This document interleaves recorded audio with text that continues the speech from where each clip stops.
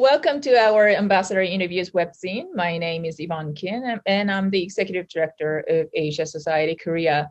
Today, it is my honor to interview the Canadian Ambassador, His Excellency Michael Danagher. Ambassador Danagher has been serving as the Canadian Ambassador to the Republic of Korea since September 2018. Before we begin, I would like to mention some of his notable accomplishments. He is a veteran diplomat. He joined the Department of Foreign Affairs and International Trade in 1987. He served on assignments in Canadian diplomat missions in Lagos and in Seoul, and as Senior Trade Commissioner in Hanoi and Budapest. His responsibilities with Global Affairs Canada in Ottawa have included issues such as natural resources trade policy, bilateral relations with Africa, Europe, and Taiwan, and as head of assignments for Canada's Trade Commissioner Service. Your Excellency, thank you for agreeing to take the time out of your busy schedule to join us today. And it is so great to see you again, especially since we have not had a chance to see each other very often since the coronavirus breakout. I see that you got a very nice haircut too. And you've witnessed firsthand the rapid changes South Korean society has undergone over the last few decades. And this is your third post to South Korea. And during your first assignment from 1993 to 1997, you oversaw economic affairs and made possible the visa-free travels between the two countries. The second time you were posted here from 2009 to 2013, you helped negotiate the Canada-Korea Free Trade Agreement. And we cannot believe that this is your last year as ambassador to Korea. And in that regard, I would like to begin with two questions. First, what was your first impression of the country when you returned to Seoul as ambassador in 2018? And second, what will you miss the most about this country and your current role as the ambassador? Well, very much grateful to Asia Society, Yvonne, for this opportunity to speak. And yes, my assignment here is drawing to a close, and I think it would be tempting fate to assume that I have another assignment to Korea in my future. But my wife and I have enjoyed the almost 11 years that we have lived in Seoul over the last 3 decades.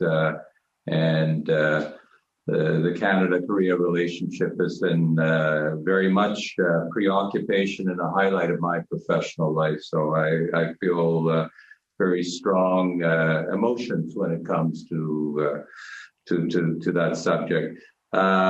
Your question, I guess, with regard to when I returned here 3 years ago, it wasn't really that long after I had left here. I had completed my previous assignment to Korea in 2013, so it was only 5 years. Now, I don't imagine, thinking back what we were doing 5 years ago, we could calculate that the change that we've experienced since then. 2016, we certainly weren't thinking about COVID, and we weren't maybe even thinking about Donald Trump presidency, for example. But 5 years between 2013 and 2018, the changes were not that accentuated. I think one of the big changes is we had a different government in Korea. We were dealing with a progressive government rather than the conservative government, which was in place here when I left. But that being said, Canada is a country where we have changes in administration as well. And indeed, we had a change of administration from a conservative government to a liberal government of our own. So the great feature of Canada-Korea relationship is that the fundamentals are very strong, and it doesn't really make that much of a difference who is in power. We tend to find commonalities in our mutual positions in the world. If you look at the rankings of global economy, Canada and Korea are pretty much neck and neck, 10th or 11th in the world. we're countries which are neighboring very large and powerful states. And we have to have our diplomacy reflect that. So there's always been a very strong tradition and will to work on those commonalities. So just that's a long-winded answer to your question. I don't think the differences were that substantial, and I could maybe speak a little bit of the atmospheric changes. I was a little bit surprised, to be honest, at the quality, and literally atmospheric, the quality of the air in Korea had deteriorated a lot in 5 years. When I came here in 2009, it was a delight that the skies over Seoul were much cleaner than I had remembered from the 1990s. And then there seemed to be a step backward in just the 5 years that I've been away from Seoul. So that was a bit of a surprise for me. That answer the question? Yes, you did. Okay, thank you. Perfect.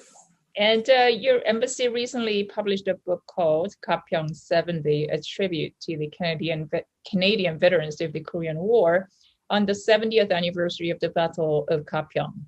And there was also a very successful photo exhibition jointly hosted with the War Memorial of Korea, featuring some of the photos in this book.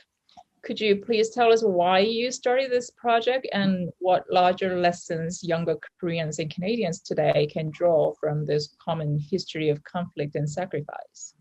Absolutely. Well, thank you for the compliments. And this reflects a lot of very hard work by our public affairs, by our defense relations sections here at the embassy, along with their partners, such as the Korea War Memorial. Look, the intention was, because of COVID, we are unfortunately unable to continue the pattern of having the visits to Korea of our veterans, which has always been very well supported by the Ministry of Patriot and Veterans Affairs. So in lieu of that, we back in autumn, I think we realized that it was very unlikely we would have the visits program resume in 2021. So we kind of brainstormed, and we felt that some kind of commemoration would be appropriate. And then it occurred to us that we never really had this kind of photo tribute to the Canadian troops that's focusing on their experience here and how they interacted with the Korean people that they were here to help and to defend. So we went to the different archives, not only in Ottawa, but here in Seoul and in the United Kingdom. And we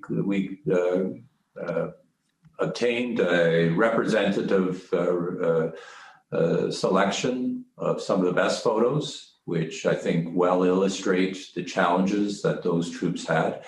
But look, the occasion is the 70th anniversary. All those anniversaries are important, but they're even more important given the age of our veterans. We have anywhere from 6,000 to 8,000 veterans of the Korean War in Canada. But of course, that number is just going to diminish in coming years.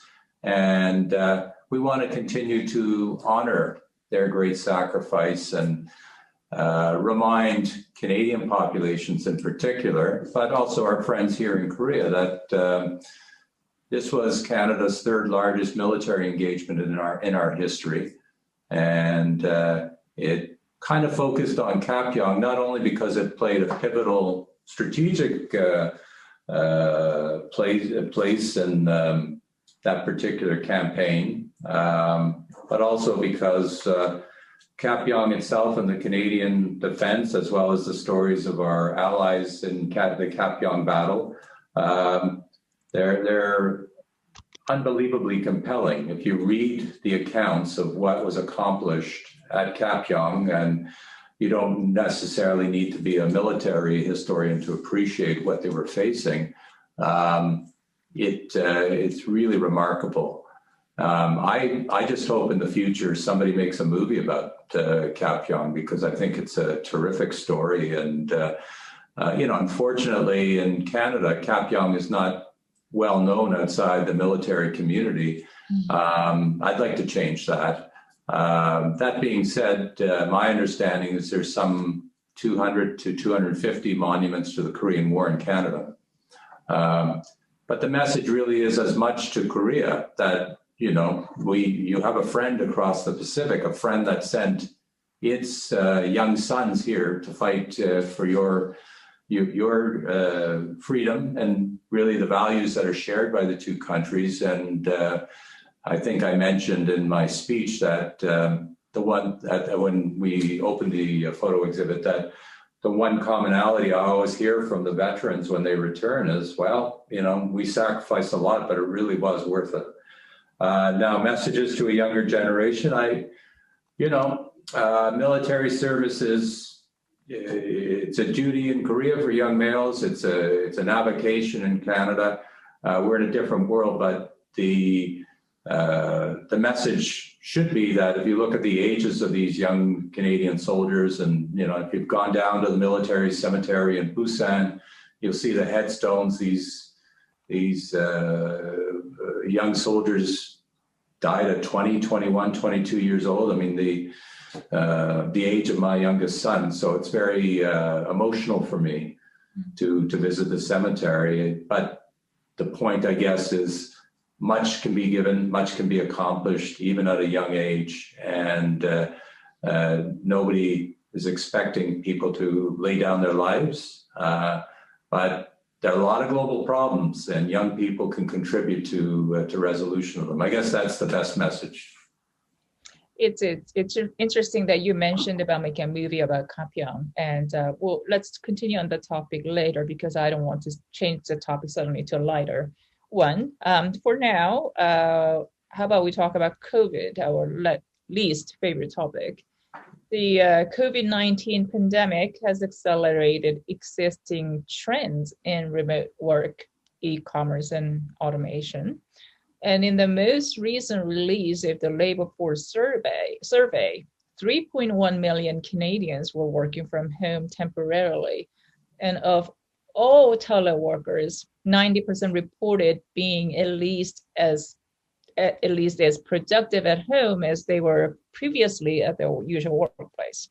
So what do you think the future of work is going to look like after COVID-19? And how are Canadian companies and policymakers coping with these changing labor trends and workforce transition? Well, there's no question that's a trend. And I think we've been talking for years about work-life balance, and we've been talking for years about how to manage our traffic from a sustainability point of view, or from a climate impact point of view. And COVID has kind of imposed, not a solution, but imposed a set of circumstances on us. I think this is, I don't want to be trite. I think we're still working through it. I mean, we're still in a lockdown in Ontario, which is our largest province, and throughout Canada, indeed. So we're far from finished with COVID in Canada. We seem to have adapted well, but it is a nexus of very complex issues, including technology, privacy, certainly labor relations enters into it as well.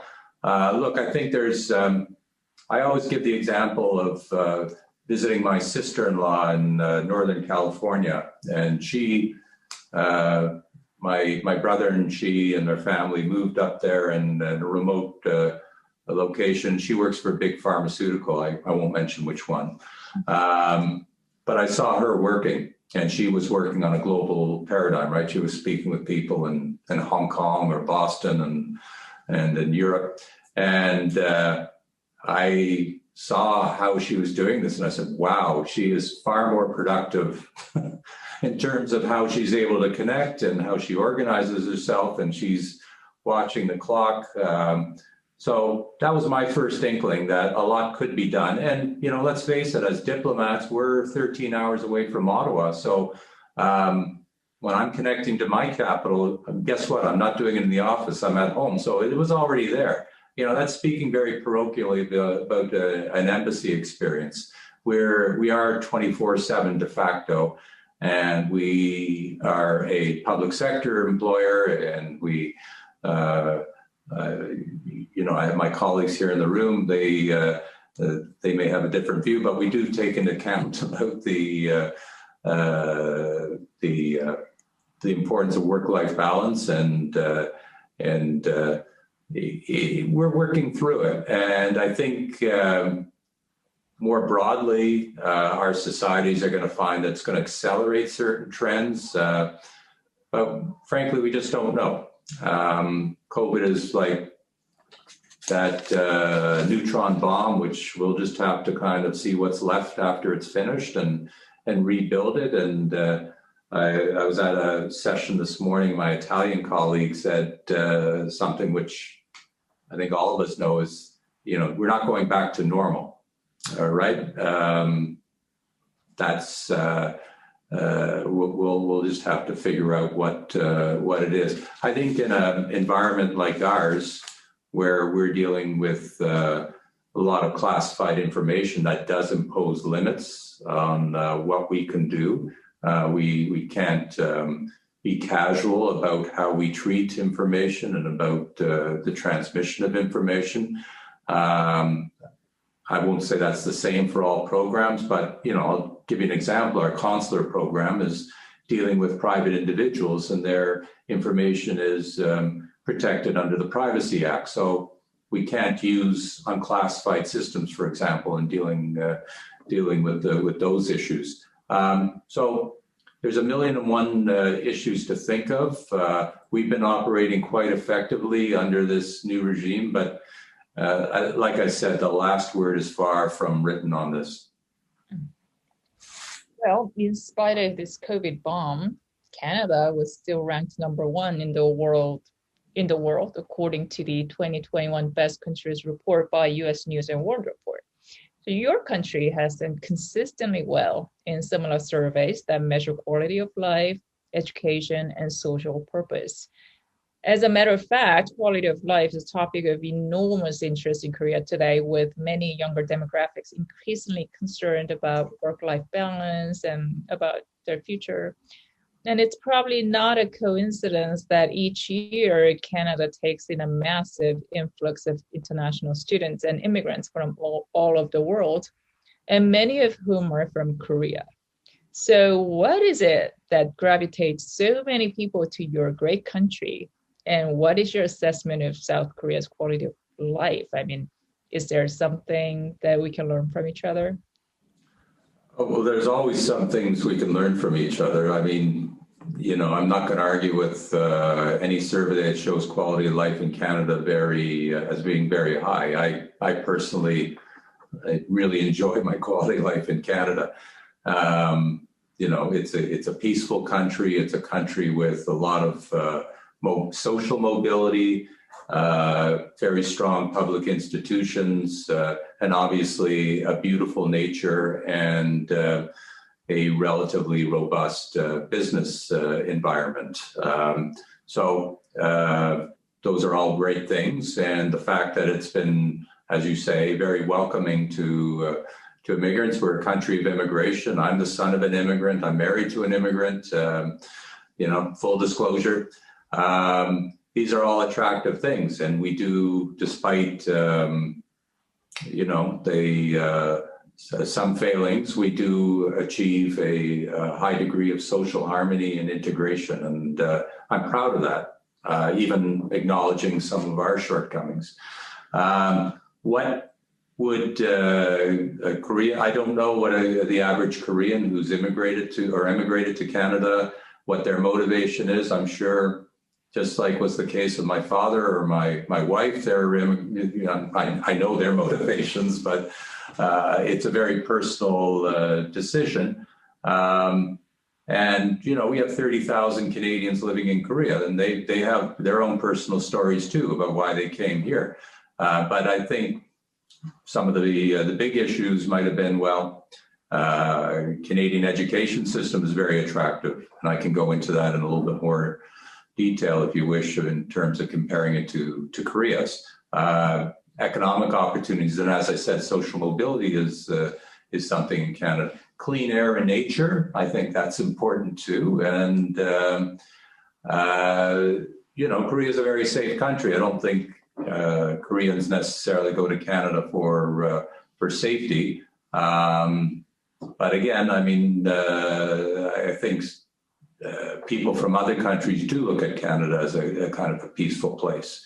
So, look, it's a mix of economic, cultural, and philosophical motivations of immigrants from all over the world. And I mean, Canada's been a destination for centuries for that. And will continue to be. I mean, we have a social system which relies quite significantly on immigration as a contributor to our demographic growth and to our economic vitality. It's not just anecdotal. I think we find that immigrants bring a lot of necessary things to Canada, connections to other parts of the world, a cultural and economic dynamism. Our Canadian business sector is replete with examples of business people who've come in from immigrant backgrounds and have created wealth in Canada. And if you look at some of the pioneers of Canadian business, quite frankly, you're going to see a lot of people who originated from other parts of the world. I was posted in Hungary. I mean, some of our Hungarian Canadians, people like Peter Monk, who started Barrick Gold, or the Hassenfratz family, who started Linamar, another auto parts company, or, going across into Austria, the Magna company, which is the biggest auto parts company in the world, was founded by an Austrian immigrant to Canada. So, Canada benefits from immigration just as much as immigrants benefit from Canada. It's a symbiotic relationship. And you mentioned earlier about possibly recommending a movie about Gapyeong.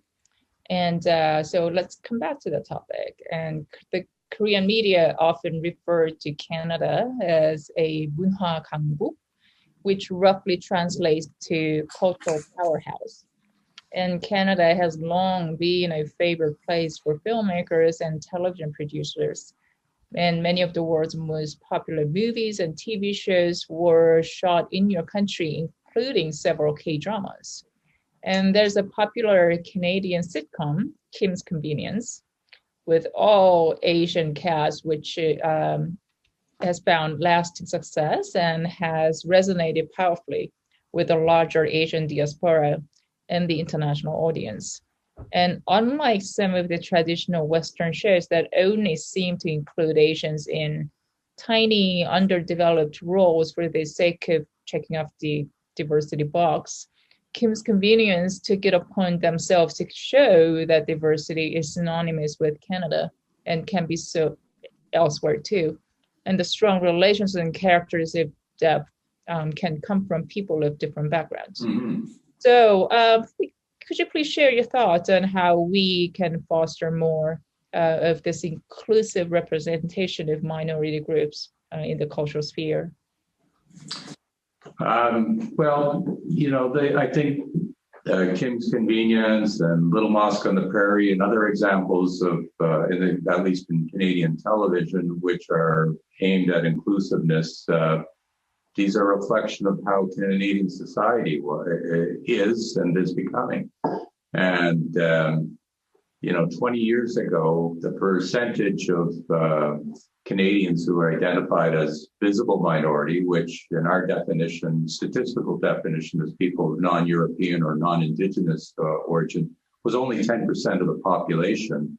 And now it's over 20%, and projections are it's going to reach something like 1/3 of our society within the next 20 years. This is just a demographic fact. And if your culture isn't reflecting the identity of your population, your culture is not going to be successful within Canadian boundaries. And the great thing about a show like Kim's Convenience is people can watch it.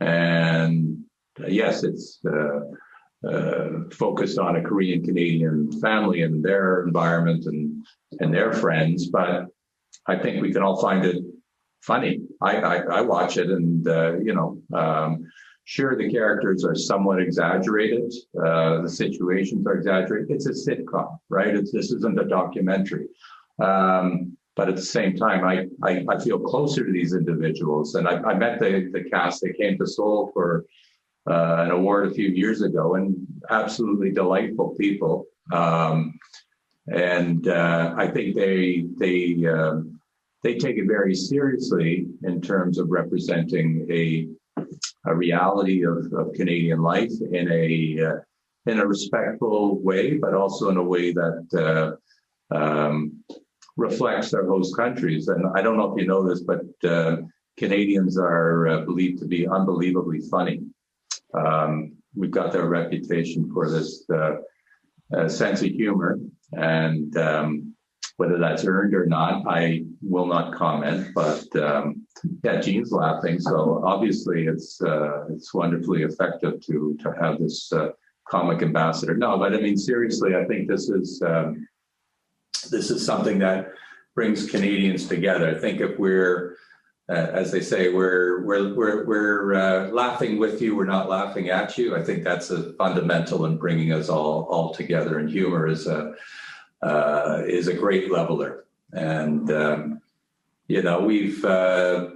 we're very happy that shows like Kim's Convenience have an audience here in Korea. I think they do show, despite their exaggerations, a very realistic portrait of life, at least in urban Canada. I mean, Toronto, half the population was born somewhere else, right? This is our reality. It's a global city, and no particular group of people of origin from any certain different or any particular country are in great numbers. Everybody just gets along, and I look at my son's in Ottawa, but I mean, all his friends come from, when he tells me, the girl he's dating or something, his friend, with their origin, it's the map of the world. And that is, the reality, at least of urban Canada, and increasingly of other parts of Canada too. Your Excellency, that concludes our interview, and I must tell you that it's one of the most peaceful interviews I've ever done online. And I don't mean to offend other ambassadors who've done this interview, but you mentioned about how peaceful the Canadians are, and I can even feel that, across the web. And I would like to thank you for taking your time for us. And once again, we are very disappointed that we have not been able to see you as often as we wanted to because of COVID. But we look forward to keeping in touch, and we'll work more closely with your embassy. And it's always our honor to have you involved with us. And we would very much like to see you again in person before your departure. Is there a favorite Korean food that you're going to miss the most when you leave the country? Maybe we can take you and your awesome wife to a special lunch. Well, that'd be very kind. I mean, I have never refused a Korean meal in my life, and I think I keep on telling the story that when I went to Korea the first time in the early 90s, in the city of Ottawa, there were only 2 Korean restaurants, and now there's about 20. So Korea has been very, very successful in its cultural diplomacy, at least through its cuisine. And I went back to Canada one time when I was watching television. They had a commercial. Canadians are famous for flavored potato chips. The rest of the world thinks we're a little bit strange because we invented all dressed potato chips and ketchup potato chips, and my American friends kind of like laugh, ha, ha, ha, But on this particular commercial, they said, we're introducing new kochu flavored potato chips. And they didn't even have to explain what kochu was. The assumption was everybody knew this was this, spicy Korean flavor. And I thought that was terrific. I thought to myself, this means Korea's really, Korean food has really evolved in the Canadian culinary universe, and it's just as mainstream as tandoori or souvlaki or whatever else is on the menu. And so I guess to answer your question, if you want to invite me out for a meal, just make sure we have some kochu flavored potato chips. Okay, and some soju. Okay, and so let's make a deal. Even after you leave, we'll continue sending you the flavored chips wherever you're in the world. And then how about you send us back Canadian maple syrup? Deal? I think I'll be sending you the kochu flavored potato chips because they're from Canada. So we'll. I used to say when I was here before, my family, we love Malona ice cream. Am I allowed to name a certain brand? I just did. And I said, whoever is the first one to introduce Malona ice cream to Canada is going to be very successful. So I saw an article last year that apparently Korea had exported $10 or $15 million of ice cream products to Canada. I said, somebody's stolen my idea. Well, okay, so let's go out for some melon flavored. Okay. Sounds good. Right. Summer's here. In the meantime, we hope that you will stay safe and healthy. Please give our best regards to your lovely wife. And thank you. You too, Yvonne. Thank you so much. Best wishes. Bye-bye. Bye.